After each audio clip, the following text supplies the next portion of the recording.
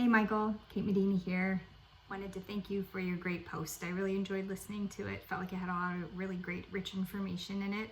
I especially loved the distinction you made between confidentiality being a concept of ethics and our ethical responsibility as counselors versus privilege being a legal concept, more obviously regarding the law. I appreciated your case management experience that you mentioned, and just your personal experiences regarding what folks had personally disclosed to you. I had not heard of the pink slip concept before, as far as folks that kind of refuse help after they've disclosed that they could be suicidal or maybe potentially planning to harm someone else. So that was interesting.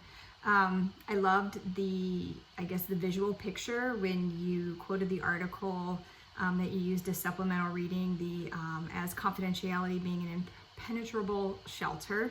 I thought that was a really great word picture of exactly how critical it is that counselors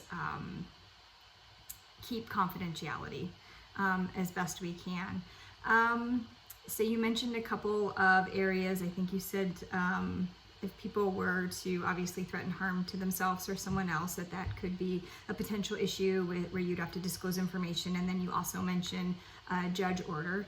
And I will say, reading our textbook, the Ethical, Legal, and Professional Issues in Counseling, there's a couple different places in here, I guess maybe the whole chapter in section 2, where it's talking about ethical standards, confidentiality, privileged communication, but there's quite a few lines in here that I guess to me feel a little bit wobbly, mostly because privilege, the law, it kind of varies from state to state, and it does talk about in our text, privileged communication statutes vary, ranging from some that protect counselor-client relationships to the fullest extent allowed by law and others that are quite weak.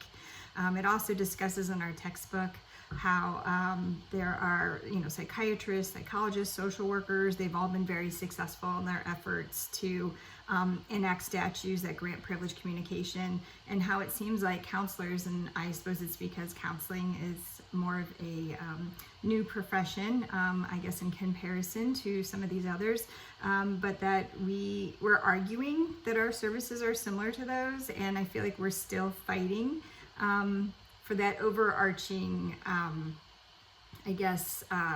for overarching laws that apply or applicable across the board. It seems to me like there's still, I guess it leaves me feeling vulnerable as a counselor. I know that I read, in the state of Ohio, which you and I both reside in, that we have privilege, and that we obviously are called to keep confidentiality.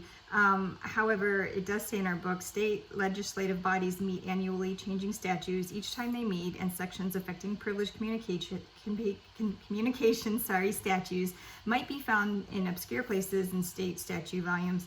And it says it's impossible to give a completely accurate picture of privileged communication for counselors and other mental health professionals. So, and that's straight out of our textbook. I guess for those reasons, it just made it feel to me like this is still very much something that's a fluid topic, and maybe I don't understand how extensive. Maybe privilege is more concrete than what it feels, but to me, it doesn't feel like it's a completely concrete topic right now, and that it does leave counselors vulnerable. So that makes me a little bit nervous, but just thought I'd share that with you. Loved your post, loved all the information that you provided, and thanks for your time, Michael.